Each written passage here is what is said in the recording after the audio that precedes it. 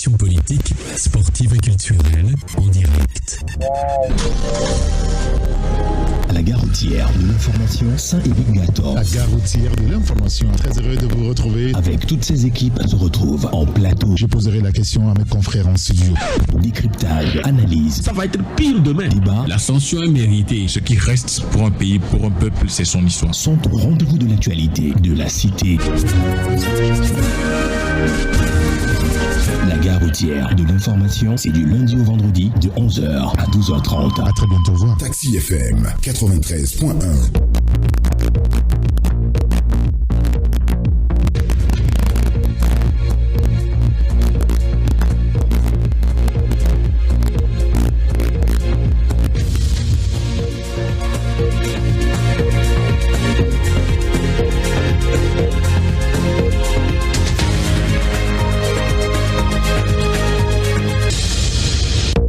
Madame, Messieurs, bonjour à tous. Nous sommes ravis de vous avoir avec nous ce matin sur la radio Génial Taxi FM Lomé, beaucoup plus à la gare routière de l'information.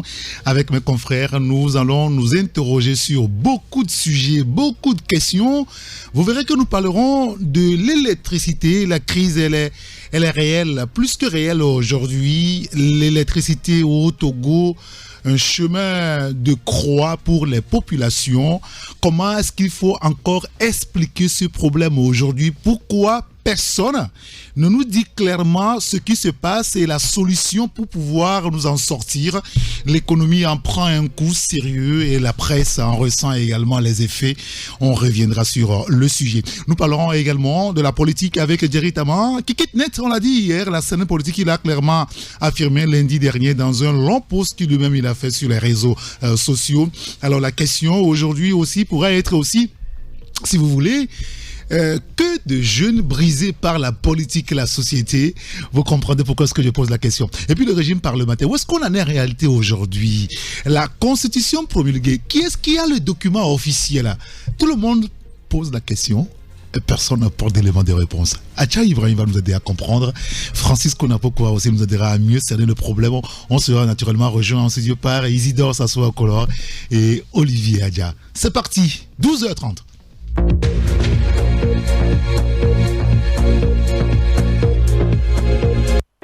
Taxi FM, la seule radio de débat, d'infos et de sport. Nous saluons tous ceux qui ont l'électricité actuellement et qui nous écoutent un peu partout. Ceux qui n'en ont pas, après, ils peuvent avoir quand même les captures de cette émission. Bonjour Francisco. Oui, bonjour cher Eric Gato, bonjour aux auditeurs, auditrices de la gare. Merci d'être avec nous ce matin. Merci. Vous êtes courageux. Bonjour Acha Ibrahim, tout va bien? Bonjour Saint-Eric Gato, oui, ça va bien. Bonjour Francisco Napo, bonjour aux confrères qui vont arriver. C'est sûr qu'ils sont en train de nous suivre. Oui, parce qu'ils étaient en repérage par rapport donc. Tout à fait. Parce que j'ai eu le sentiment que finalement avec la société, on se croirait dans une république de Gondwana où c'est par surprise que nous avons l'électricité. Mais attendez, plus sérieusement, mais il se passe quoi finalement là? Personne ne peut répondre avec exactitude, hein, et si on veut vraiment savoir ce qui se passe. Sinon, on nous a fait savoir entre-temps qu'il y avait des problèmes au niveau de la fourniture, au niveau de la Côte d'Ivoire, au niveau du Nigeria, voilà, et du Ghana. Bon, depuis un certain temps, on a compris que ce n'est pas proprement parler une question de disponibilité d'énergie à ce niveau, mais il doit être question d'un problème de non-respect de cahier de charge, parce que disons-le ainsi, parce que quand quelqu'un vous fournit de l'énergie, en contrepartie, vous devez payer. Et s'il arrivait qu'à un niveau donné, les clauses du contrat ne sont pas respectées, bon, il va de soi que la fourniture ne soit plus totale. Donc, grosso modo, je pense que le problème se pose à ce niveau structurel. Donc il va falloir que les autorités, si on veut résoudre véritablement le problème, donc les autorités en charge de l'énergie puissent prendre langue avec les fournisseurs et voir éventuellement les garanties qu'il faut donner à ce niveau, les garanties qu'il faut consentir au niveau des fournisseurs pour que la disponibilité totale de l'énergie soit effective. Ah oui, c'est ça, mais ce qui nous, les médias, nous laisse un peu perplexes, et un peu aussi les populations, c'est que personne ne nous dit rien. Oui, Franco, la seule fois où on a essayé de nous parler de ça, on s'est rendu compte que ça ressemble beaucoup plus donc à autre chose que la réalité. Quand on parle que les Nigérians sont en train de faire des travaux sur le réseau, que les Ghanéens travaillent sur le réseau, on s'est vite rendu compte que c'est très loin de la réalité. Mais pourquoi est-ce que personne ne nous dit ce qui se passe réellement? Oui, celui qui devait nous le dire, c'est le ministre de l'énergie. Oui. On croyait qu'il était sourd et muet. Oui, je parle de Madame Mila Aziablé, oui. Mais on l'a vu sur le podium pendant la campagne vous avez encore cette image-là. Oui, également, qui a circulé. Nous, on pensait qu'elle n'entendait rien, les cris de détresse des populations. Elle écoutait. Ni comme quoi elle ne pouvait pas parler ou elle avait des problèmes d'audition. Sauf que elle nous a montré que, en fait, ce qui arrive au Togo, aux Togolais, ne la regarde pas ou elle n'a pas de compte à rendre à qui que ce soit.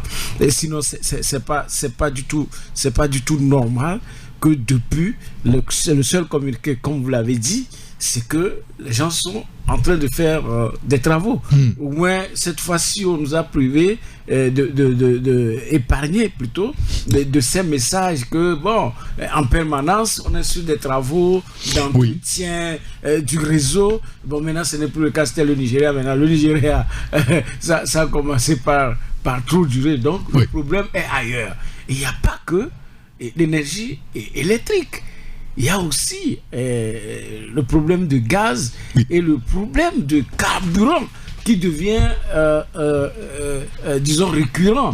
Puisque depuis quelques jours, on a constaté qu'il y a encore rupture, sinon tension dans les stations d'essence par manque, n'est-ce pas, d'essence. Nous faisons un travail là-dessus que nous allons publier la prochaine fois. Depuis il vous souvient que la première qui était sortie, c'était en septembre, au lendemain même de la nomination du renouvellement ministériel, que la première crise est venue. Donc nous avons commencé par étudier depuis lors pour voir qu'est-ce qui se passe. Et au même niveau, vous allez voir, les communiqués qu'on nous sert, on nous dit que oui, ce qu'on sait déjà, qu'il y a rupture dans les stations, les mesures sont prises pour le retour à la normale, et puis on met en garde des potentiels spéculateurs. Exactement. Donc, sans nous dire également à ce niveau, qu'est-ce qui se passe? Pourquoi nous avons ces problèmes récurrents de manque de carburant dans les stations d'essence? Donc, en fait, on dirait que c'est un mot d'ordre au niveau de la gouvernance. De ne pas dire aux Togolais, sinon de ne pas rendre compte, comme on le constate, et alors que les spéculations vont bon train. Nous entendons partout que les gens n'ont pas payé, par exemple le Nigeria, et le Nigeria, vous savez, même au Nigeria, le Nigeria qui nous fournissait l'électricité et on n'arrivait pas à les payer, le Nigeria avait lui-même, sur son territoire, des problèmes d'électricité. Oui, bien sûr. Qu'il faut résoudre. Mais si vous fournissez quelqu'un qui ne vous paye pas, autant de réduire, n'est-ce pas, la fourniture. La fourniture.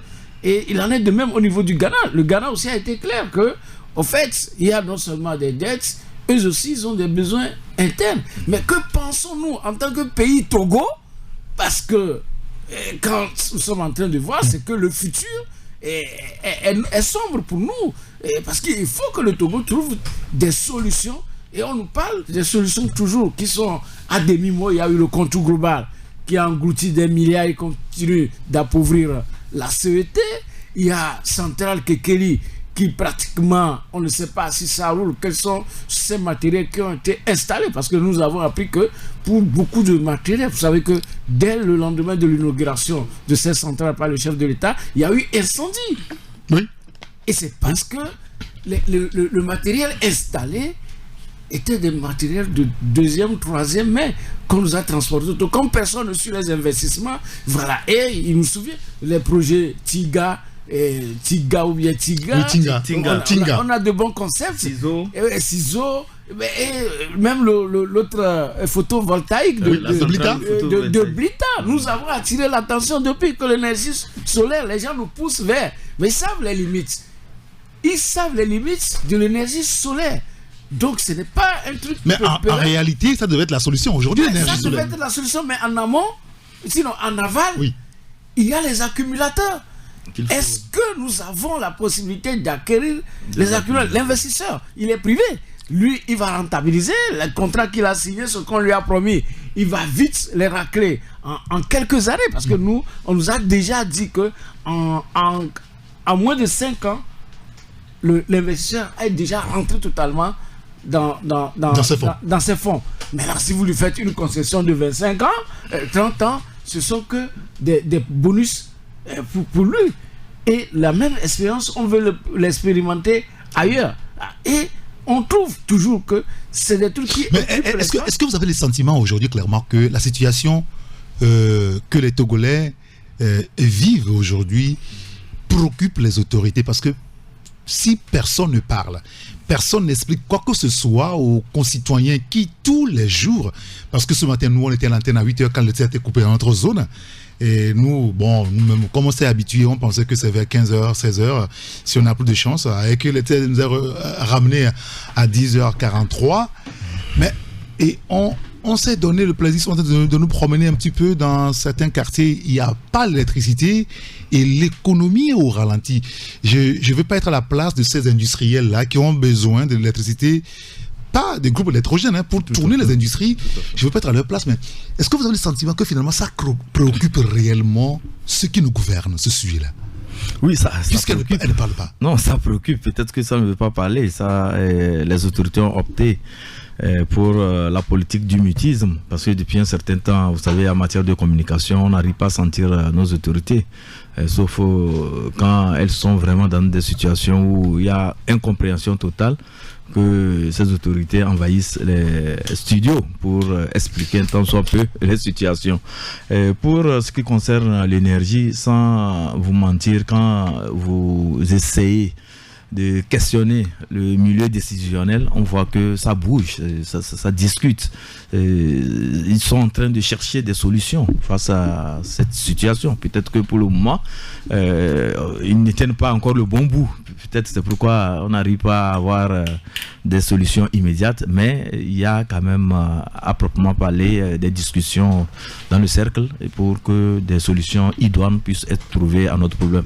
J'en veux pour preuve, nous étions en studio avec certains officiels, il y a eu coupure du courant, eux aussi ils étaient devant le fait accompli. Oui, bien sûr, j'avais reçu ici, on était en préparation. Vraiment, il y en a plein, ils sont allés dans certaines émissions, on coupe le courant, elles sont dérangées, elles n'arrivent pas à comprendre. Bon, je pense que... Mais pourquoi est-ce que la sécurité ne communique plus aujourd'hui sur les horaires? C'est-à-dire qu'avant, on disait que telle zone, de telle heure à telle heure, vous n'aurez pas l'énergie, donc ça nous permet de prendre nos dispositions, et on sait après cette zone-là, et à partir de cette heure, c'est telle zone qui prend le relais, et là aujourd'hui, c'est le mutisme total. Est-ce à dire qu'au niveau de la CET, là aussi, on ne contrôle absolument rien?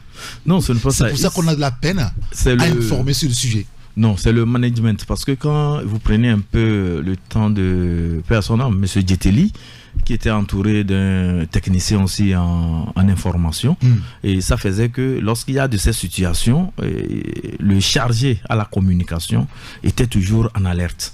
Il faisait tout pour informer ses confrères, parce qu'il était aussi de la corporation avant d'aller à la société, il informait ses confrères de la situation, et il a même proposé, puisqu'il revient aussi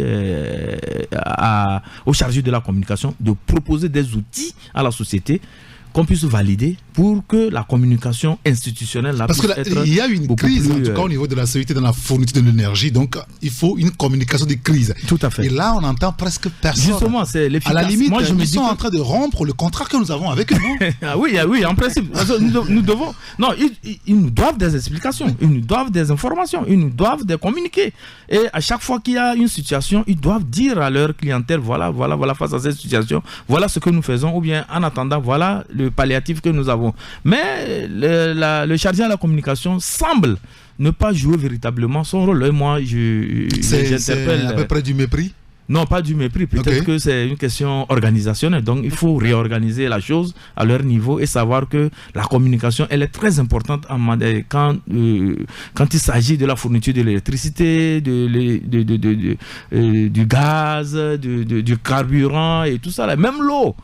Parce que parfois, nous sommes à la maison, on fait plus de 3 jours, le robinet ne tourne pas. Il n'y a même pas de gouttes d'eau qui sortent du robinet. Et tout ça, là, la TDE ne dit absolument rien. C'est comme, je ne sais pas, quelle est cette attitude, quelle est cette façon de considérer la clientèle. Parce que sous d'autres choses, il y avait plusieurs fournisseurs, j'ose croire que les gens allaient migrer. Le cul, hein. Voilà, c'est ça aussi le problème. La concurrence. La concurrence. Oui. Ça entraîne l'efficacité, ça entraîne le mouvement, ça entraîne le dynamisme au niveau des prestations. Oui, bien sûr. Oui, vous savez, pourquoi ne pas faire une cartographie et de faire une programmation, c'est-à-dire connue des populations, des zones de coupure, c'est-à-dire un chronogramme en quelque sorte. Bien sûr. Que la journée. On en avait connu ici. Tel jour. Il faut le faire. Ça permet aux gens de s'organiser. Ouais, vous parlez par exemple des gens qui ont par exemple le cash power. Oui, cash power. Qui ont prépayé, qui financent le fonds de roulement. Ah oui, parce que c'est ça. Hein. Parce qu'en réalité, nous sommes beaucoup à financer le fonctionnement de la CET par les prépayés. Voilà, ils ont déjà payé. Ils ont le jus dans leur compteur, mais ils ne peuvent pas s'en servir parce qu'il y a coupure. C'est inadmissible. Maintenant, quand vous prenez la zone industrielle, je vous assure, les industriels tiennent la tête. Aujourd'hui, beaucoup de manœuvres ouvriers sont au chômage. Oui, chômage technique. Chômage technique. Même les boulangeries. Parce que vous ne savez pas quand est-ce qu'on va donner le courant. Et donc, les gens, est-ce qu'il faut laisser les ouvriers? Est-ce qu'il faut les garder? Donc, il y a des chômages techniques comme ça. Et des sociétés qui sont en train de partir et du chose à volo. Donc, il faudrait, comme on le dit tout à l'heure, de faire des programmations par quartier. Parce que là où nous sommes, moi, connaissant un peu la situation togolaise, je ne pense pas qu'il y ait une embellie dans 2 semaines, dans 1 mois et dans 2 mois. Ça va s'empirer là? Apprêtons-nous pour vivre... Le pire? Oui. Ça, non. Non, mais écoute, il faut qu'on trouve une solution. Écoutez, pour trouver la solution, il faut être en face des gens qui rendent compte. D'ailleurs, on ne nous dit pas ce qui se passe dans aucun secteur. Il n'y a pas de redevabilité. Donc, les gens sont là, on peut les voir aller danser à l'église ou aller danser à des manifs et dans des villages. Bon, ça, vous faites allusion à autre chose. On ne va pas rentrer ou aller sur ce terrain-là pour l'instant. On fait allusion à autre chose, mais c'est du mépris pour la population, c'est du mépris pour les abonnés, pour les consommateurs. Et dans tous les domaines, quand vous allez par exemple, même la même société pour l'énergie, vous payez pour le branchement, vous faites des mois, vous n'avez rien. On ne vient pas. Même la régie, la TDE, quand vous faites un devis, on vous dit de venir payer, vous payez, vous pouvez faire 1 an. Vous n'êtes pas branché, on dit que c'est maintenant qu'on a pris votre argent pour aller commander les tuyaux. Ah non. Mais je vous assure, il y a un monsieur, paix à son nom, monsieur Théo Batadiwa Batakran, que je connais bien, il m'a appelé, il m'avait confié ce dossier, de m'approcher de la TDE pour voir pourquoi il a payé son branchement, c'est-à-dire on lui a fait le devis. Et il a payé. On l'a appelé, on dit quoi, si vous voulez un branchement rapide, voilà payer tel pourcentage. Il paye parce qu'il voulait de l'eau. Mais je ne pense pas que jusqu'à sa mort, il a été branché. Et quand il est parti à l'information, on lui dit non, comme il a payé, c'est maintenant que on attend rassembler l'argent des gens pour aller commander les matériaux, n'est-ce pas, les tuyaux, les coudes, tout ça là. Écoutez, des fois quand je vous écoute ici, j'ai le sentiment qu'on ne vit pas dans une république là. Attendez, nous sommes dans un pays. Écoutez, c'est plus sérieux que ça. Si, quand vous prenez par exemple toutes les sociétés d'État, comment c'est géré? Vous voyez des sociétés d'État qui utilisent des véhicules RTG. Oui. Mais l'argent rentre, les gens dépensent, ils financent les campagnes, ils financent ceux-là qu'ils veulent, et autres s'achètent des champagnes et ils font des déclarations comme l'épicerie du quartier, c'est-à-dire l'établissement. Je ne sais pas si vous voyez. D'accord. Et à la fin, on dit que ça ne marche pas. Alors que normalement, les recettes de tout ce monde-là devaient aller au trésor public. Et ils doivent vivre sur des subventions. C'est comme ça qu'on gère les sociétés d'État. Mais la manière dont ça se passe, ce n'est pas une gestion efficace. Donc, bien, je vais lire quelques messages des auditeurs sur le sujet. Il y a un auditeur qui nous dit, et comme moi, j'aime votre émission, merci beaucoup. Je suis allé acheter donc la radio à pile. Et à l'heure actuelle où je vous écris, il n'y a pas de l'électricité chez nous à Diagbélé. Bonne émission, d'accord, vous voyez. C'est difficile quand même. Hein. Il fait chaud en plus et vous n'avez pas l'électricité. Et c'est le confrère Ambroise Pondio qui nous a renseigné la dernière fois qu'il y a des quartiers, ça fait 3 jours. Ou ça faisait 3 jours, quand il nous en parlait hier, qu'il n'avait pas l'électricité. C'est quand même horrible. Alors, il y a un auditeur qui nous dit que la CET ne peut rien faire. Le gaz qui permet de faire le contour global est fini.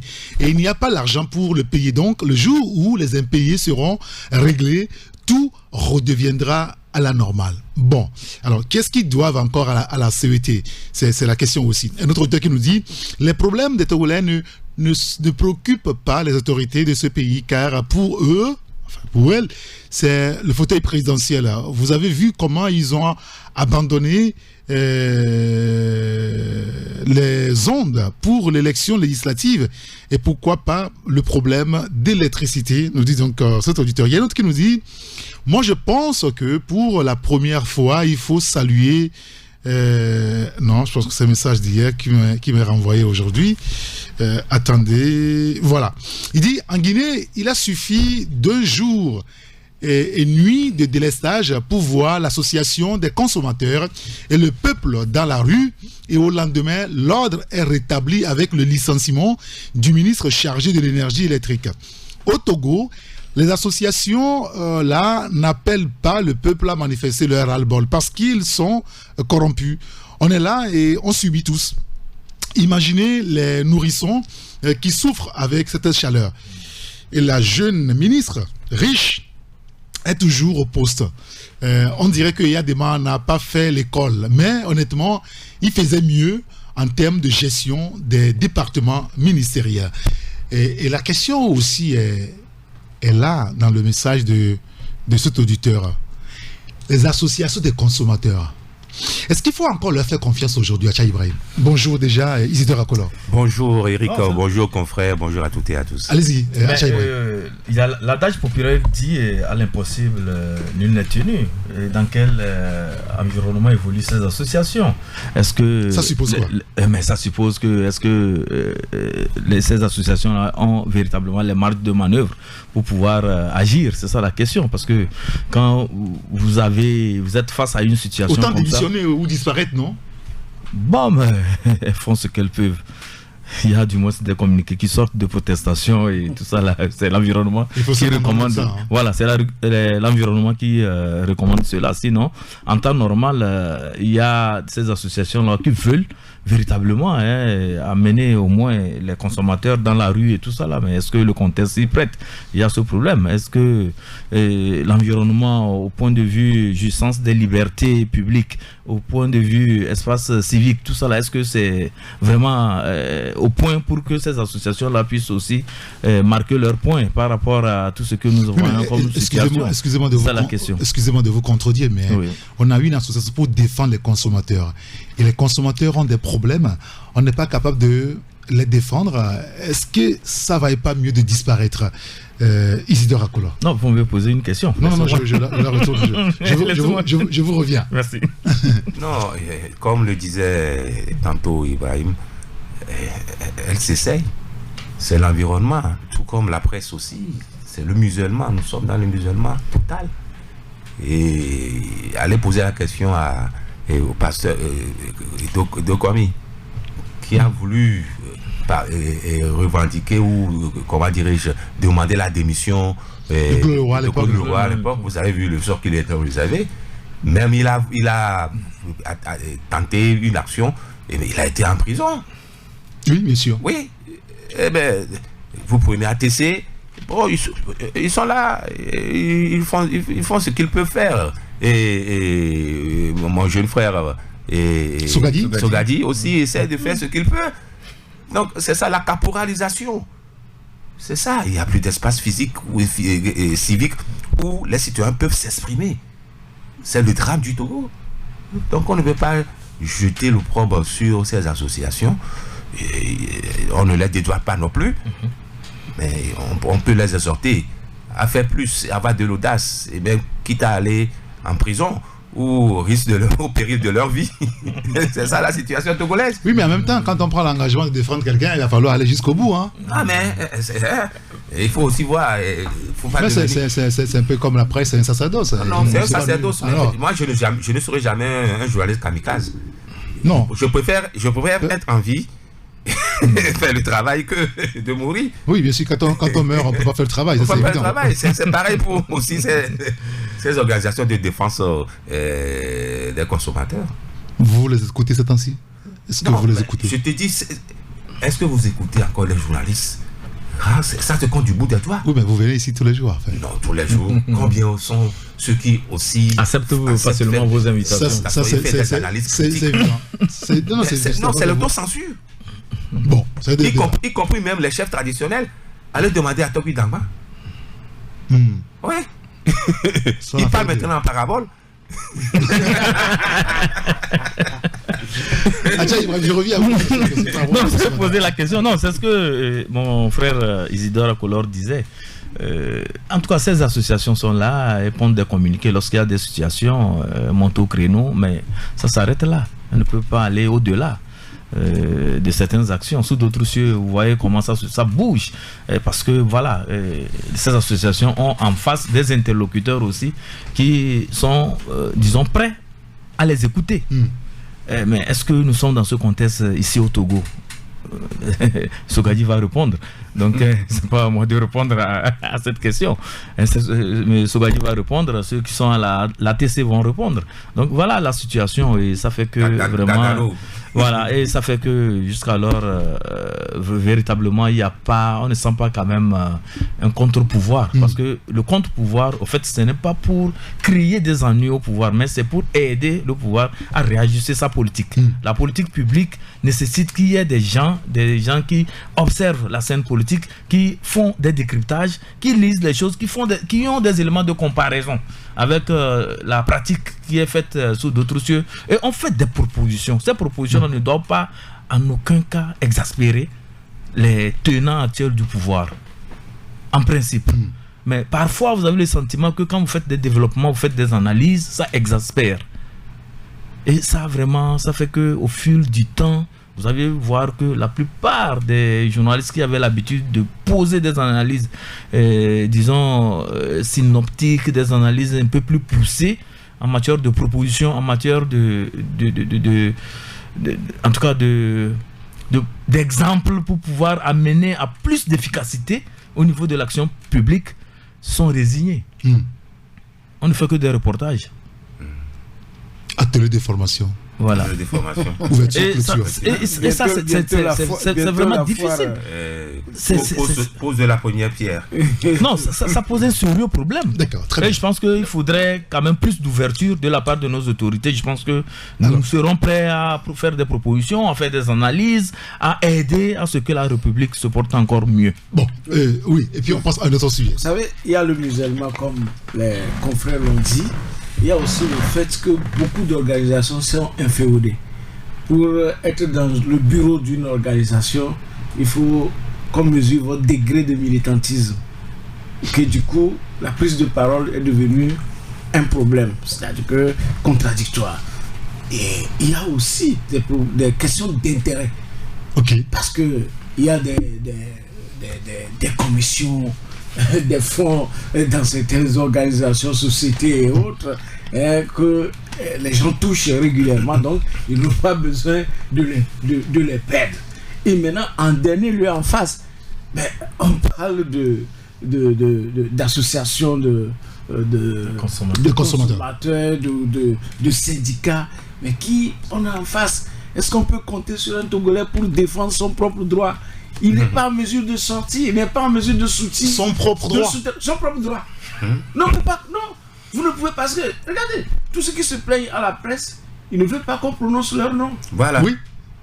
Est-ce que vous voyez? Oui. Ils sont veulent pas prêts. dans l'anonymat. Ils sont pas prêts à faire le minimum d'action vis-à-vis de leur employeur ou vis-à-vis de leur geôlier, et pour qu'on les accompagne. Ils veulent que c'est la presse qui endosse, qui porte les gants, qui endosse toutes ces Tu deviens kamikaze. charges. Voilà, et comme il a dit, vous devez kamikaze. Alors que quand on aime une cause, on ne se donne pas à martyr. Il faut vivre pour défendre la cause et pour vivre les fruits.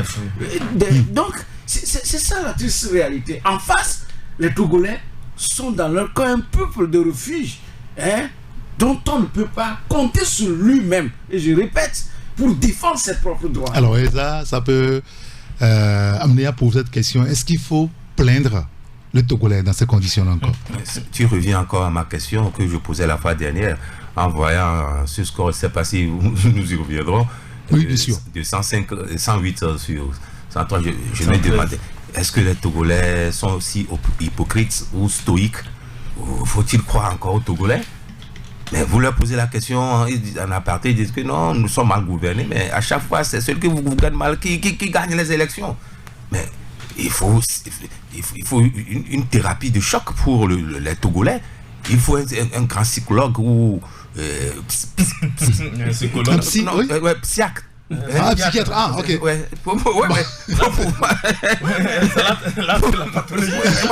Non, c'est devenu une pathologie.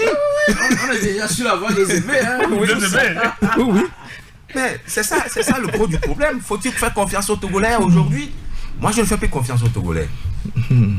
Ils sont plus à plaindre. Non. Alors, il y a un auditeur qui nous dit... Non, heureusement, lui-même, il est Togolais. C'est un message, l'auditeur qui nous dit l'affaire du délestage là est vraiment triste. Les livreurs sont au chômage car il n'y a pas l'électricité pour pouvoir faire des lives et vendre. Il n'y a pas de carburant pour les livraisons, même pas d'eau. Franchement, c'est du suicide. C'est Kaba qui t'envoie ça? Je ne sais pas, c'est l'auditeur qui envoie le message. Un autre qui nous dit, même au CMS Legbasito, il n'y a même pas un groupe pour alimenter l'hôpital. L'autre fois, il y a eu un accident à côté du CMS. Je vous assure que les blessés étaient obligés d'être conduits vers la ville. Malgré ça, le sang coulait. C'est triste. La précarité au Togo est vraiment criarde. J'étais assis devant mon bureau l'autre fois, pour faute de délestage, pour cause de délestage, quand un jeune homme m'a approché pour me demander juste 200 francs pour manger, quand il a quitté depuis Zanguera à pied pour venir déposer un dossier pour le gardiennage. Malheureusement, les choses n'ont pas bien marché, mais il souffrait d'ulcère et il n'avait pas à tenir, il n'arrivait pas à tenir. Je lui ai remis 1000 francs pour aller manger. Non, il fallait lui donner le numéro magique. C'est lequel? Le 108, le numéro vert. 108. Oui. Ça, c'est les sapeurs-pompiers, je pense. Le 108. C'est quoi? Le nouveau numéro. Ok. Le siège de l'Assemblée. Non. Non, mais ça, il blague. C'est guichet automatique. Justement, je voulais qu'on parle de Eric, dans cette misère des populations, mais il y a beaucoup d'escrocs qui circulent également. Je ne dis pas que ce que le jeune a demandé, c'est cette aide, peut-être, c'est son job, parce qu'il y en a, même qui ont des enfants dans le dos, des petits la nuit, ou même des poupées, pour tromper des gens. Il y en a qui se tiennent souvent devant les officines. Je vais vous dire ce qui est arrivé, malheureusement, à une dame le lundi passé, qu'on a vécu, on n'a pas pu réagir. C'est des gens qui se promènent avec des faux billets de 10 000. Une dame qui a son petit kiosque dans le coin de rue, c'est derrière Majorel à Doumassessé. On vient lui présenter un bien de 10 000. On achète 3 500, le monsieur achète 3 500, il donne la monnaie 6 500. Le temps de se rendre compte, le monsieur a disparu.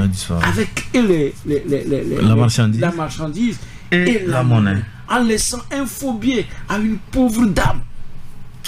Je vous assure, c'est-à-dire que quand vous voyez comment les gens se battent, se débrouillent, et on lui vole 10 000.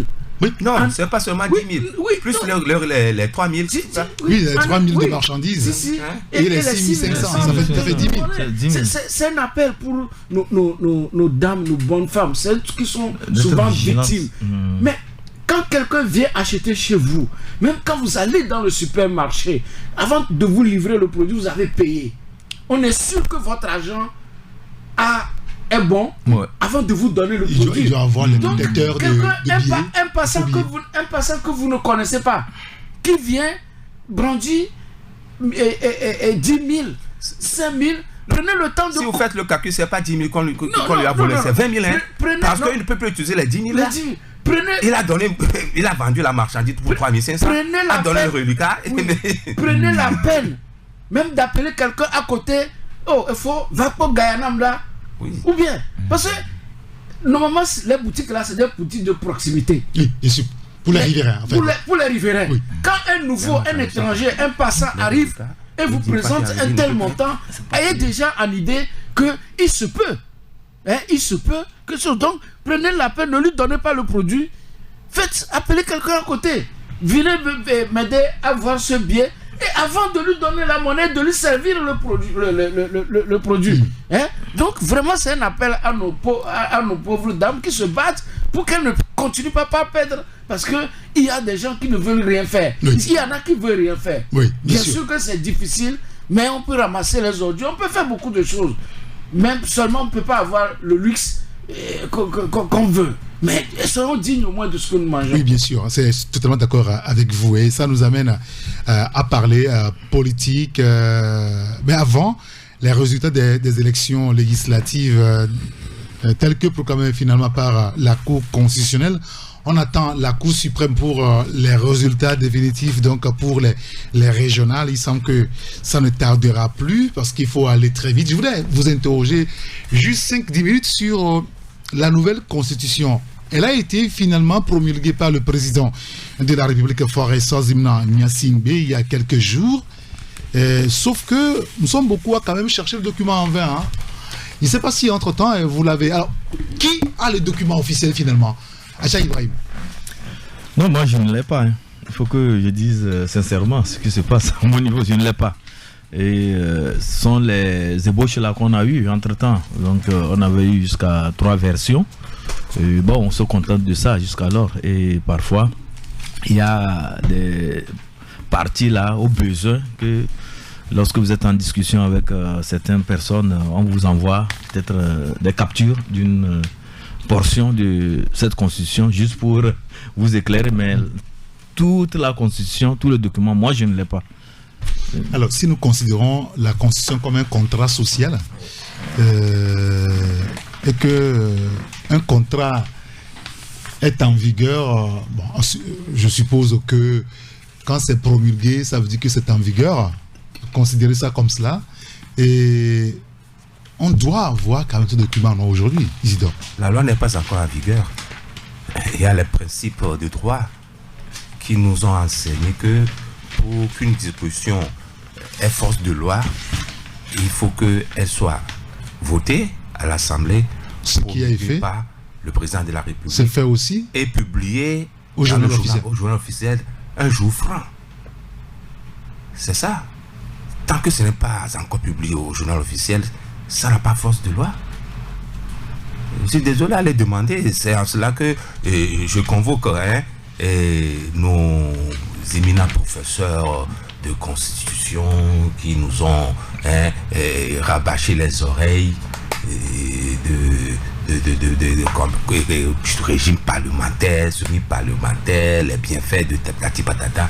Mais ils sont où aujourd'hui? Même la loi n'a pas été promulguée dans les règles de l'art. On a traîné avant de la promulguer. De la promulguer. En principe, c'est les 15 jours qui suivent son adoption. On a encore mis 48 heures dessus. En principe, c'est le 4. Mais qu'est-ce que ça devait être promulgué? On attend jusqu'au 6 mai. Oui. Jusqu'à présent, la loi oblige qu'on puisse publier ça dans le journal officiel. On a cherché en vain. Donc c'est comme de l'aiguille dans le foin. On ne sait pour quelle raison la loi qui devait régir nos quotidiens les jours à venir soit mise sous manteau. Et c'est quelques privilégiés qui l'ont.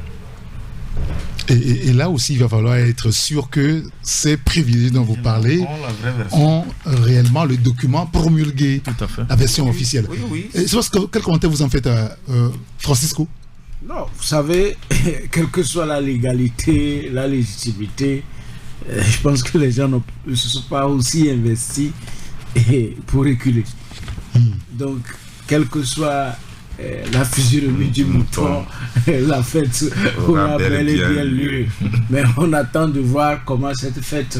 Oui, mais c'est clair, on l'a dit avec votre frère, le vin clairement aujourd'hui tiré. Hein. Oui. Mais est-ce qu'on peut le boire? Ou est-ce qu'on doit le boire? Tôt ou tard. Oui, mais je vous ai donné ce que même les militaires ont dit ici, je crois, en 93 ou 94, quand Kofigo avait été séquestré à la primature. Dans le communiqué, on m'a toujours dit, quelle que soit la physionomie du mouton, la fête aura bel et bien lieu. Et la fête a eu lieu.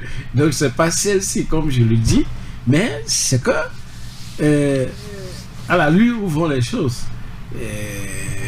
que ce soit les gens qui ont orchestré cette nouvelle constitution, tout ce qui ont jubilé, et autres, et même ceux qui ont voulu combattre, chacun aura besoin un jour de la constitution de la 4e République. De la 5e République. De la 4e République. Parce que la mise en œuvre de la nouvelle, ce n'est pas pour 2 jours. Je crois. Il faut tout changer. Peut-être c'est pourquoi. Ça se fera progressivement. Peut-être c'est pourquoi. Les institutions je sais. Peut-être c'est pourquoi on n'a pas encore la version dans le journal officiel, parce que il y a des dispositions transitoires et autres. Je ne sais pas si les initiateurs eux-mêmes vont se faire un coup d'État avant de se remettre en main. Parce qu'il faut, de toute façon, on l'avait dit ailleurs et les gens nous ont un peu critiqué, que nulle part dans la constitution de la 4e République, il n'est prévu un changement de constitution.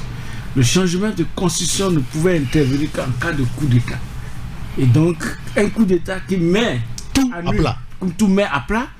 Et on fait une nouvelle constitution qu'on nomme peut-être 5e ou 1e République. Et c'est à partir de là qu'on mettra sur pied les institutions. Parce que là, quand est-ce que... Parce que là, il y a une constitution qui est en cours. Oui, qui va constituer le Sénat, puisque la composition même du Sénat crée déjà un problème, puisque il faut quelqu'un pour nommer les tiers des membres du Sénat. Est-ce qu'il va le faire d'abord avant de se faire élire, ou bien, et à quel titre, ou bien est-ce que il va être désigné avant de avant de choisir les membres du Sénat? Il y a beaucoup de choses qu'on se demande, et que, bon, comme on n'est pas dans le secret des dieux, ben, le Togo c'est un pays, n'est-ce pas, pas atypique mais extraordinaire, mais on va le vivre. Pour ça aussi, il faut que on ait le courage, on ait la paix du cœur pour voir les choses qui vont arriver, n'est-ce pas, dans les prochains jours. Alors, il y a un auditeur qui nous dit, si vous voulez, il y a... Allez-y. Oui, Francisco pose un problème de fond. Et quel est le statut actuel du président Fogna Singbe? Ben, il est toujours le président de la République. De l'Assemblée nationale. Non, mais bon, au lendemain du 21 mai, où il devait y avoir une rentrée parlementaire de droit, en principe, il devient de facto le président du Conseil des ministres. Et c'est lui qui va encore nommer le tiers des sénateurs. Qui va le réélire. Qui va le c'est pas trop. Qui va réélire le président. Les deux présidents. Non, le président. Le président de la République. Le président de la République. Bon, maintenant, il est en même temps, à partir du 21, parce qu'on suppose que le 21, l'Assemblée va prendre fonction. Oui. Bon, quel serait son statut? Non, c'est pourquoi il y a les dispositions transitoires. Donc, ces dispositions transitoires, progressivement, les institutions seront mises en place. Des contorsions juridiques. Ah bon? C'est ce que la nouvelle constitution a prévu ça. Il y a en tout cas la période dans laquelle les nouvelles institutions seront mises en place. Donc c'est progressivement que ça sera mis en place et selon une oui, mais en même temps, le Parlement ne peut pas prendre fonction. Oui. Et on va dire progressivement donc, que le président du Conseil va attendre. Puisque nous avons actuellement un chef de l'État, nous avons un président de la République qui a un mandat. Et le Premier ministre, que deviendra le Premier ministre? Non, mais jusque-là, nous parlons du président de la République, Oui, du chef de l'État. Vous comprenez? On a une constitution. Si le président de la République devenait, comme il le disait, le président du Conseil, que devient le Premier ministre? Oui, bien sûr. Est-ce que vous voyez? Parce que puisque les deux choses sont intimement liées. Oui. À présent, c'est le nom qui change. À présent, on dit qu'il y a des dispositions transitoires. Ce qui va se passer, c'est que le président de la République est de fait le président du Conseil. Donc, on va supprimer le poste du Premier ministre. Oui. Et que fera le Premier ministre actuel? Mais c'est fini. Mais c'est fini. Et qui sera Comment? Chef du gouvernement? Non, mais le chef du gouvernement, c'est le président du Conseil. C'est lui qui a la plénitude de l'exécutif. Non, c'est le président du Conseil. Oui. C'est pourquoi donc Faure Gnassingbé sera en même temps président du Conseil et président de la République. Non, on parle de dispositions transitoires. Ça voudrait dire que pour le moment, cette période-là, il cumule les deux postes. Non, l'autre même n'est même pas entré en effectivité. Ou bien le même jour. Ou bien le même jour qu'il devient président du Conseil, il nomme en même temps les membres du Sénat qui vont faire le Sénat le même jour. Non, il n'a pas qualité. Il y aura quelques minutes. Il n'a pas qualité. Pour quelques jours. Il n'a pas qualité à nommer les membres du Sénat. Seul quand il doit nommer les membres du Sénat en tant que président de la République. Oui. Donc, et jusqu'à preuve de contraire, il devait les nommer avant de prendre la fonction. S'il voulait. Oui, mais jusque-là, il n'agit pas en tant que président du Conseil des ministres. Il est chef de l'État, il est président de la République jusqu'alors. Bon, c'est pas encore effectif. C'est pourquoi je parlais des mesures, des dispositions transitoires. Je pense que vous mélangez la 4e République et la 5e République. Non, ça n'a pas encore de fait. Parce que ça n'a pas encore pris effet. Excusez-moi, c'est la 5e République. C'est le président du Conseil qui nommera les tiers des sénateurs. Qu'on fonctionne avec quelle Assemblée nationale? Mais la nouvelle. Ah bon? Sous quelle? Oui, avec la 4e République. Avec la 4e République. Vous voyez qu'il y a de l'imbroglio dans tout ça. Comprenons que c'est une constitution pour les initiés. Donc, quand ils vont finir, on va suivre. Très bien. Merci beaucoup. Il y a un auditeur qui nous dit, il nous dit ceci. Attendez, il faut que je retrouve le message qui dit. Voilà, je pense que je me perds finalement. Alors, il y a un qui dit la question. On a l'impression, je crois que c'est ce qu'il a écrit. Voilà. La question est de savoir si l'ancienne constitution qui interdit au président de se présenter une fois devant l'Assemblée pour l'état de la nation. Qui oblige. Non, l'ancienne constitution de la 4e République. La question est de savoir si l'ancienne constitution, c'est l'ancienne constitution qui interdit au président de se présenter une fois devant l'Assemblée nationale. Ah non. Au contraire, ça demande l'état de la nation du président de la République chaque année. Il a fait au moins une fois. Non, il a fait une fois. Faure Gnassingbé a fait une fois quand l'Assemblée là est entrée en fonction. En fonction. On a cru que ça allait se répéter. Mais en matière de régime parlementaire, semble-t-il que ça va être plus régulier. Alors, il n'a pas fini la question. Est-ce que l'ancienne constitution lui interdit aux gens de déclarer leurs biens? Non. De traquer la minorité qui pille le pays? Non. Est-ce que la nouvelle constitution va résoudre ces problèmes? Comment? Non. Elle va résoudre puisqu'on parle de... Elle est censée résoudre ces problèmes, non? Comment? Elle est censée, puisqu'on dit que c'est la population, c'est le peuple qui est au centre de la gouvernance, c'est le peuple le plus proche des dirigeants, le peuple. Non, c'est pas une naïveté. On dit le peuple est plus proche de l'instance décisionnelle, donc ça peut aller. Vers lequel on va. Vladimir Poutine trace toujours les corrompus. Qui va vers le système russe? Non, notre système va vers... c'est pratiquement le même système, C'est un régime parlementaire là-bas. En Russie? C'est un régime parlementaire. En Russie, c'est un régime parlementaire. Non, c'est présidentiel là-bas. C'est présidentiel. Attends, ce qui est en train de se passer, nous l'avons déjà écrit dans Tampa Express. Il vous souvient que quand Vladimir Poutine avait fait ses deux premiers mandats de 4 ans, il passe la main à Medvedev. Et quand il devient Premier ministre, et la Douma avait renforcé son pouvoir et Medvedev était rentré dans les coulisses. C'est-à-dire que un président honorifique. Et jusqu'au moment où Poutine a repris.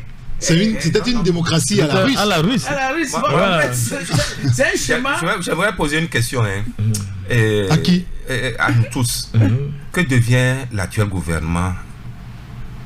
Est-ce qu'on va conduire ça toujours avec des dispositions transitoires, alors que à chaque moment qu'on fait une élection législative, on change l'équipe gouvernementale. On vient de sortir des élections. Oui, c'est ce que je dis. Oui, il faut attendre encore un peu, non? Donnez le temps au chef de l'État. Vous êtes très très pressé. Et il y a quelqu'un qui nous dit le mal du Togo est profond. Pourquoi cacher la constitution d'une république aux gouvernés? Que les gens sachent que le Togo est un pays et non un village. Un autre qui nous dit on dirait que le PR s'est fait piéger par ces constitutionnalistes véreux. C'est ce qu'il pense. Un autre qui nous dit juste vous dire de ne pas trop chercher cette constitution. C'est maintenant qu'ils sont en train de l'écrire. Vous l'aurez quand ils auront fini de l'écrire. Ce qui circule sur les réseaux, c'est juste pour que vous les laissez tranquilles. Il est 12h. On marque une pause, on revient juste après. Taxi FM, la seule radio de débat, d'infos et de sport. Taxi FM 93.1. Merci pour votre fidélité à la radio. J'ai dit un Taxi FM Lomé. On était en train de parler de la Constitution. Ça nous amène à parler des élections. Les élections où les résultats définitifs des législatives 2024 du 29 avril ont été proclamés lundi dernier par la Cour constitutionnelle. Aujourd'hui, le débat tourne beaucoup plus, puisque ce n'est plus une surprise. La Cour a confirmé intégralement tout ce qui lui a donc été transmis par la CENI, UNIR, qui part haut la main avec 108 sièges sur 113. L'opposition s'est partagée les 5. ADI a eu 2, ANC 1, FDA 1, je crois, il y a DMP qui a eu 1 aussi. Mais le problème, la question aujourd'hui tourne autour de Jerry Tama. On a commencé un peu hier avec les confrères à analyser cette sortie. Lui qui annonce quitter donc la scène politique. Et cela, dans son message, il y a tellement d'éléments qu'il avance qui nous amènent aujourd'hui à nous questionner carrément. Et Isidore, dans votre journal, vous avez évoqué le fait qu'il ait jeté l'éponge. Et beaucoup se demandent si ce n'est que maintenant que lui, il se réveille. Je ne saurais le dire, mais après analyse, quand vous lisez les chapelets des greffes qu'il a eu à porter contre le processus électoral, vous sentez qu'il a reçu un coup de marteau, et il est assommé, il est dépité. Il est dépité à ce point que, il ne croit plus à la dévolution du pouvoir par les urnes. Et c'est ce qui est très grave. Quand un acteur politique en vient à cette conclusion et demander aux jeunes de ne pas s'aventurer en politique. Sauf dans UNIR. Voyez-vous. Donc, parce qu'au moins, voilà. Là-bas, tu auras le lait à boire. Et ce qui fait dire aux gens que nous tendons vers le parti unique, c'est pas si Fonia Singbe c'était Akara, c'était une annonce qu'il a eu à faire ou c'était un lapsus quand il disait qu'il avait la nostalgie du temps passé ou non du parti unique. Donc je pense que c'est vers là où nous allons. C'est là où nous allons. Et ça ne veut pas grandir une nation. Notre dignité on va les perdre. Quand un peuple perd sa dignité, il a tout perdu. Il a tout perdu. Il est capable de tout aussi. C'est ça le danger. Il est capable de tout. Aujourd'hui, tu ne pouvais plus aller dire aux gens que bon, allez voter, allez choisir votre vos autres. À quoi bon de le faire? On l'a essayé maintes fois. Ça fait 13 élections qu'on a eues depuis l'ère démocratique et c'est toujours le parti au pouvoir qui est temps de crier, qui gagne. C'est ça, le drame. Les gens, c'est un choc psychologique que Djerry Tama a eu et je crois que il se donne un peu de temps de réflexion. Officier des forces armées qu'il est, il sent que on ne recule pas devant les obstacles. Bon, en tout cas, clairement, il est dit. Je ne sais pas si réellement il pense ce qu'il a écrit ou ce qu'il a dit, mais tout compte fait, nous, on va noter qu'il dit qu'il quitte la scène politique. Maintenant, s'il revient, on pourra faire aussi ce constat-là. Il a quitté, il n'a pas quitté. Il dit qu'il devient un simple militant. Oui, bon, s'il quittait, il ne sera plus aux avant-postes, en tout cas, de la scène politique. Ça me rappelle, je ne sais plus quelle année, Milédia Medekpo, il y a 2 mois, Milédi. Je crois que c'est cela. Mais ces militants vont dire que, mais...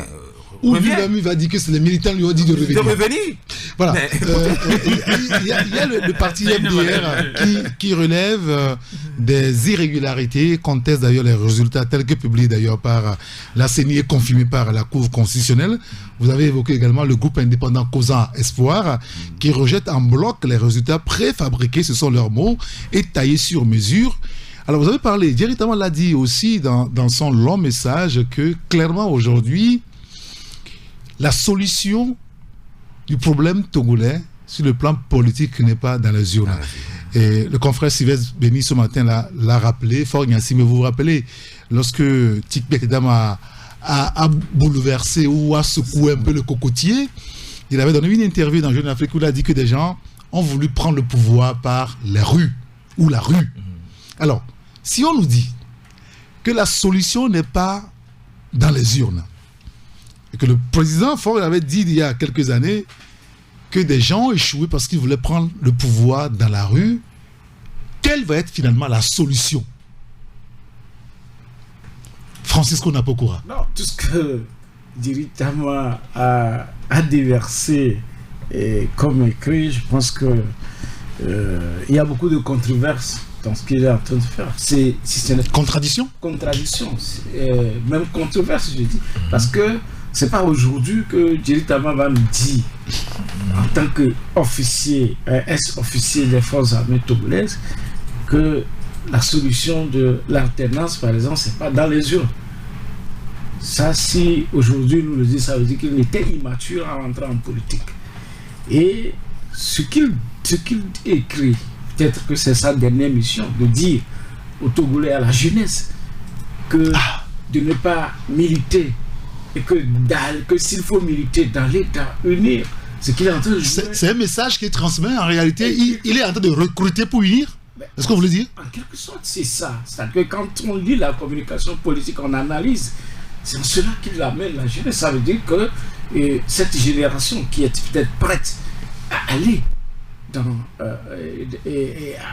peut-être dans le combat politique, ou dans le combat politique, et va se dire, il vaut mieux que je me retire. Et que génération, ça veut dire qu'on a 10 ans et autres qui vont permettre encore au même système de continuer d'exercer. Moi, j'en ai appelé parfois aux gens qui veulent aller et dans l'unir, d'y aller. Mais malheureusement, on constate que ceux qui atterrissent et qui arrivent quand même à de bons postes sont parfois pires que ceux-là qui sont sur le terrain. Aujourd'hui, quand on parle des classiques du RPT ou bien les anciens, les vieux, il y a quelques rares seulement qui existent, mais qui ne sont pas aussi, et je ne peux pas dire malhonnête, on va dire que j'ai insulté, qui ne sont pas aussi opportunistes, n'est-ce pas, que les jeunes. Mais, oui, mais les jeunes sont plus opportunistes. Vous imaginez, vous prenez un jeune qui appellent à une fonction qui est peut-être un salaire, si c'est dans la fonction publique, et c'est dans les 300 400 000. Mais vous allez voir, il envoie son enfant dans des écoles où il ne peut pas payer scolarité. Il n'a pas un enfant, il n'a pas deux. D'autres même se permettent d'envoyer en Occident, aux États-Unis ou ailleurs. Et ça devient une charge. C'est une corde au cou qui fait qu'ils doivent foncer, ils doivent faire de n'importe quoi. Et c'est un danger même pour le parti dans lequel ils vont. Moi, je dis que le temps où nous sommes en train de traverser maintenant, si on a vraiment des responsables de partis politiques, que ce soit de l'opposition ou de la société civile, c'est de s'organiser dès maintenant pour les prochaines élections locales. Et ça va passer par la formation citoyenne. Si vous voulez réussir un jour aux élections, il y a des moyens. Il faut également former vos militants à la fraude électorale. C'est très important. Lorsque les gens connaissent ce qu'on appelle la fraude électorale, ils peuvent lutter contre. Et non toujours rester. Ce matin, j'ai revu une thèse doctorale de jeune frère Père Sonam et Sangui et Sylvain qui a travaillé sur la fraude. Oui, même la fraude électorale. Son doctorat en 2015, il a été dirigé par. Oui, ici. Il a été dirigé par le professeur Roger Danoué, et qui fait partie des artisans même du scrutin de risque qu'on est en train de faire, ce qui constitue un problème pour le blocage et à l'alternance. Ah oui, c'est un problème. Professionnel.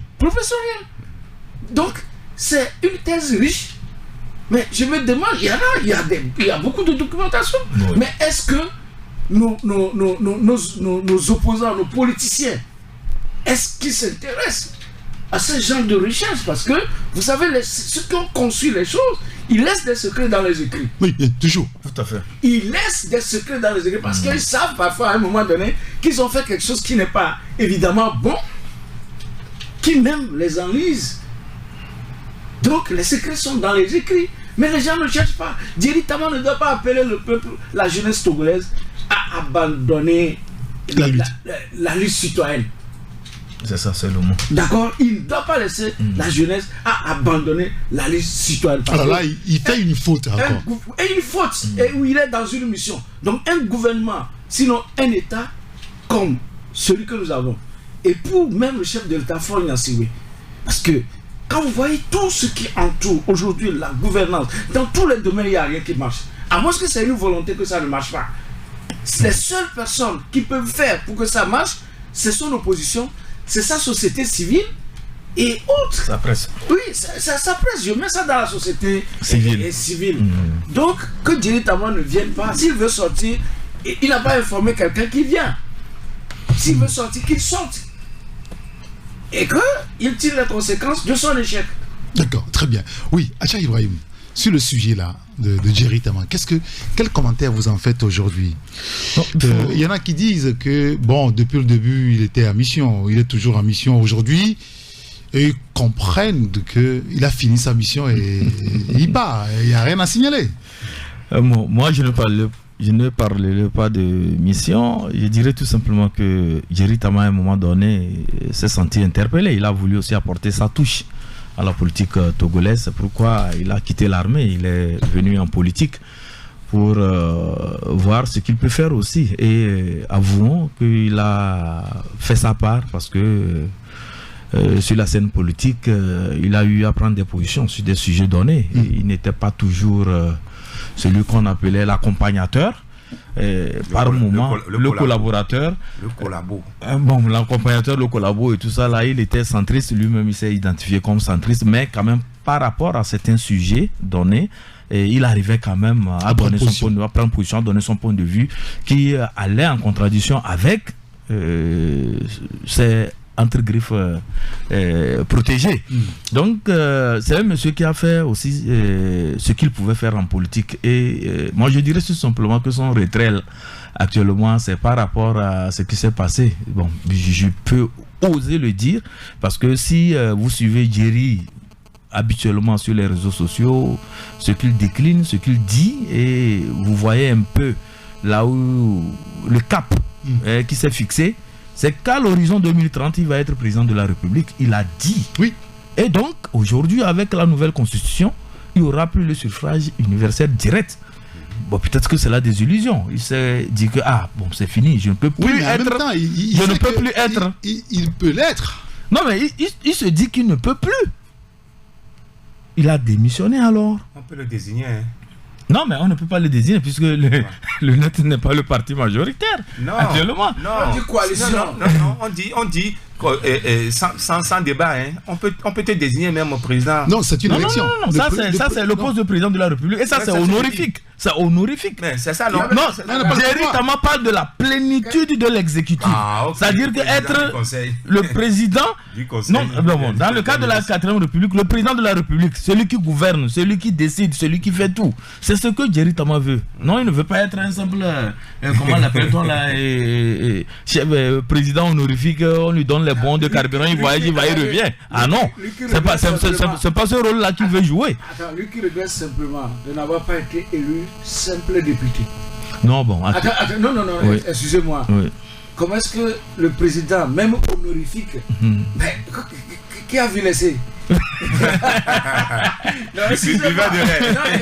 mais il se dit que c'est l'homme qui donne la valeur à son poste, bien évidemment. Celui qui sera président de la République, même si au départ on ne le voit pas, peut-être quelqu'un de chose, mais quand il va se mettre, même peut-être que le président du conseil va regretter. Je ne sais pas si vous voyez. Il peut l'éclipser. Non, il y a des prérogatives. Non, excusez-moi, vous savez, en fait, il y a beaucoup de choses qui entourent. Donc, en fait, c'est la mise en œuvre. On verra, on va suivre, nous sommes là. Non, disons tout simplement que Thierry Tama a compris et que, voilà, dans le contexte actuel, il ne peut plus évoluer comme il se doit, il ne peut plus atteindre ses objectifs. Et donc, il a jeté l'éponge, comme l'ont dit certains camarades. On dit coalition, d'accord? Et même si, par exemple, UNIR est majoritaire à l'Assemblée, et que on sait que le président du conseil n'est pas forcément un élu, d'accord? Il peut être à la maison un matin et on dit que il y a eu coalition entre UNIR ou PDR ou bien sûr ou le NET et son président. Vous savez, Thierry Tama fait partie de ces politiciens qui ne sont pas quand même. Comment l'appelle-t-on là? Non, ils sont pragmatiques. Thierry Tama est pragmatique. Non, il n'a pas été stable. Non, il est pragmatique et il comprend les enjeux. Actuellement, Thierry Tama sait que ça serait difficile qu'il y ait une alliance entre le NET et le parti UNIR par rapport à certains antécédents que vous connaissez très bien. Qui savait que RPT, UNIR, RPT et UFC vont devenir des alliés. Non, il y a eu pire avec l'UFC et avec Gilchrist. N'oubliez pas, 86, il a pris l'armée les armes contre l'armée togolaise. Mais il est venu se réconcilier. Non, les acteurs ne sont plus les mêmes. Les acteurs ne sont plus les mêmes. Ne l'a pas fait. À l'époque, c'était avec Feu et Adema. Et Adema, s'il était là, je ne crois pas qu'il pourrait faire une alliance avec Gilchrist Olympio. Merci beaucoup. Il y a un auditeur qui nous dit ce garde Tama est en mission au Togo, qui peut prendre sa retraite dans l'armée togolaise et s'engager dans la politique sans être inquiété. Soyons sérieux et abandonnons la discrétion du peuple togolais, dit donc cet auditeur. Et ça nous amène à parler juste un moment sur l'économie avant de donner la parole aux auditeurs pour le direct. Et c'est vous qui avez sorti cet article-là, Isidore, ce matin, sur les institutions de microfinance légalement reconnues au Togo. Alors, quand le Mine Kokoroko ferme des établissements scolaires, c'est parce que ces écoles-là sont des écoles clandestines et non autorisées. Et quand, au niveau des microfinances, on publie la liste, ça veut dire aussi qu'il doit avoir des pas trop bons. Oui, sauf que dans ce cas de figure, ce n'est pas les mauvais qu'on a publiés. Oui, c'est les bons. C'est les bons. Vous dites que, à part celles qui sont autorisées. Les autres là, voilà. Sur la multitude d'institutions de microfinance que nous avons, seulement 61 sont légalement reconnues. Alors qu'il y en a plein dans ce pays. Et qui disparaissent aussi. Ah oui, naturellement. Donc quand j'ai eu l'information, on a actualisé La liste, c'est l'association professionnelle des systèmes financiers décentralisés du Togo, et APSFD, qui a actualisé la liste en décembre 2023. Quand j'ai eu l'information, j'ai dit que mais c'est très intéressant, pourquoi ne pas rendre ça public pour nous éviter des écueils et des déboires. Tout à fait. Parce que la plupart des gens vont loger ou cotiser leurs maigres ressources dans des institutions de microfinance qui disparaissent au jour, au lendemain. Et c'était l'objectif de cette publication, pour que les gens puissent savoir les vraies institutions de microfinance avec qui ils travaillent. Alors, ce qu'on va dire aux auditeurs, et c'est d'ailleurs ça, vous l'avez précisé à peu près, l'objectif donc de la publication de cet article. Alors, tous ceux qui veulent mettre de l'argent, vos pauvres sous, dans une institution de microfinance, il vous faudra consulter cette liste dans le journal Actu Express. Alors, si ces institutions qui sont dans vos quartiers, vous ne retrouvez pas leur nom sur la liste là, il vaut mieux que vous gardez votre argent sur vous, chez vous, parce que si un matin vous les cherchez, que vous ne les retrouvez pas, sachez que c'est fini. Maintenant, est-ce que nous avons l'assurance que ceux qui sont légalement reconnus, eux, ne disparaîtront pas avec l'argent des gens? C'est ce que je voulais préciser, parce que demain, il ne faut pas qu'on attaque mon frère. Oui, à Actu Express, c'est lui qui a communiqué une liste. Est-ce que vous voyez? Il a bien précisé. La source est là, mais c'est lui qui a peut-être guidé. Vous voyez, parce qu'il y a eu des cas. Il vous rappelle IDH de l'ancien Premier ministre. C'était reconnu. Oui, IDH qui était reconnu, mais est parti avec l'argent des gens. Au lendemain même où on nous a annoncé qu'ils ont été financés par les États-Unis d'Amérique pour quelque chose de combien de milliards. C'est à ce moment que IDH a disparu avec l'argent des gens. J'ai mon vieux, monsieur Atrimika Seigné, à la chose. Quand il est peut-être à l'écoute présentement, il n'a pas cessé de réclamer son argent et l'argent de son épouse. Jusqu'à maintenant, il est retraité à près de 90 ans aujourd'hui, mais Kwasi Kultché, sans microfinance, est parti avec l'argent des gens. Et aucune institution, même le comment vous l'appelez, qui SF, qui communique, qui reconnaît les institutions, n'est pas en mesure de prendre les dispositions pour que au moins les IDH soient liquidés, et que au moins les membres puissent accéder au minimum. Puis ce travail a été fait. Mais ça a été fait, c'est où? Ça a été fait, mais ils n'ont pas. Le résultat, vous savez. Oui, bien sûr. Ils n'ont pas réglé les gens. Kwasi Kultché n'est pas n'importe qui, hein.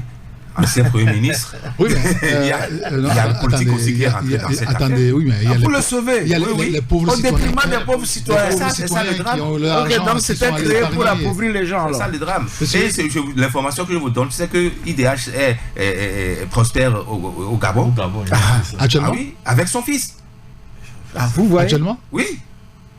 Allez vérifier les informations. Il faut que les gens se conçuent pour saisir l'État gabonais. Non. Écoutez, les gens ont déposé l'argent. Le fils, l'enfant qui a fait la bêtise ici, et l'institution en banqueroute, c'est lui qui prospère au Gabon. Au Gabon? Actuellement. Donc c'est pour ça, il dit il faut que les gens se constituent. Non, là c'est tellement politique. Le procureur de la République au fait, ce qu'il dit est vrai, mais le risque est moindre quand vous vous confiez à ces institutions qui font partie. Il est 12h30. Normalement, je dois rendre l'antenne, mais il y a eu une petite dérogation pour prendre au moins un ou deux auditeurs très rapidement.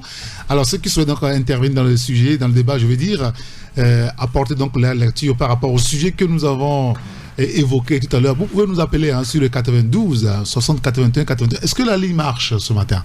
Alors, 92 60 81 81, vous pouvez nous appeler pour nous dire ce qui se passe, ce que vous pensez des sujets là qu'on a abordés en antenne. D'accord. Vous m'envoyez ça rapidement, on va voir comment est-ce qu'on va gérer ça. Il y a un auditeur qui nous dit ceci. Voilà. Ce que dit, c'est très bon, c'est le désir de bon nombre de Togolais. Mais avec quel argent? Argent togolais, c'est comme le pénis de poule. C'est avec difficulté que nous trouvons le minimum. Le Togolais souffre trop. Il dit les conséquences de la 5e législature viennent seulement de commencer. La manière dont le pays est gouverné fait que bon nombre des Togolais n'ont pas le patriotisme pour son pays et tout le monde veut quitter. Voilà. On prend celui qui est au téléphone. Allô? Allô? Allô? Bah, il est parti. Très bien. Bon, c'est pas grave, il va nous revenir.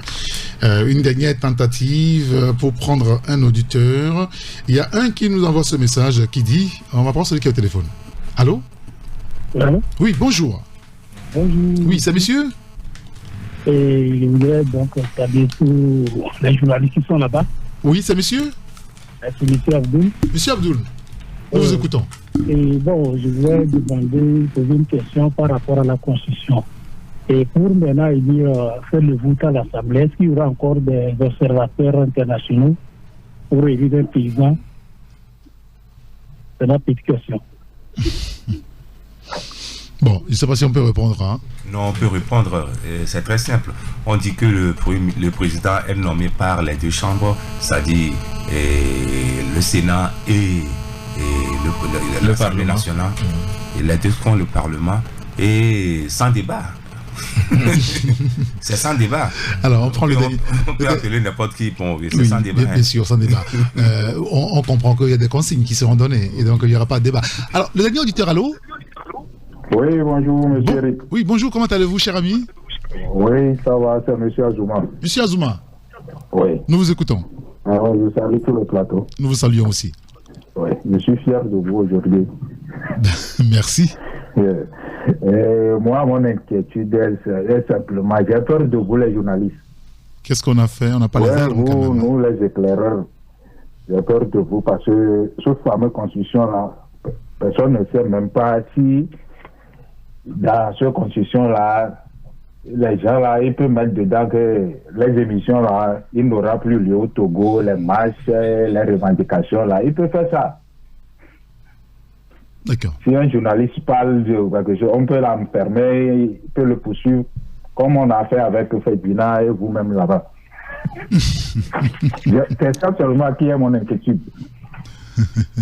Puisque ce fameux constitution, personne ne sait même pas l'externel l'aboutissant. D'accord. Ok, merci. Merci beaucoup, M. Azuma. Merci de nous avoir appelé. On va s'arrêter là pour aujourd'hui. Merci beaucoup. Il y a un auditeur qui nous dit faut plus nous parler des élections au Togo. L'élection au Togo est mort et enterrée. Je suis fier de ne pas avoir voté, car cette fois-ci, j'ai vraiment dormi et réveillé en forme au lendemain des élections. Et que faire après? Et quand des citoyens en arrivent là... Que faire? C'est ça le danger. Messieurs, on va s'arrêter là pour aujourd'hui. Merci beaucoup à Francisco Napokoa, merci à Tcha Ibrahim, merci à Isidore Assasoua Color, merci à Justo qui a assuré la mise en onde. Appelez-moi Saint-Irrigator. Tout à l'heure, 12h45, le journal parlait sur la radio. Moi, je serai avec vous à 13h avec Maître Florent Avocat pour parler de la spiritualité. À très vite sur la radio. Au revoir.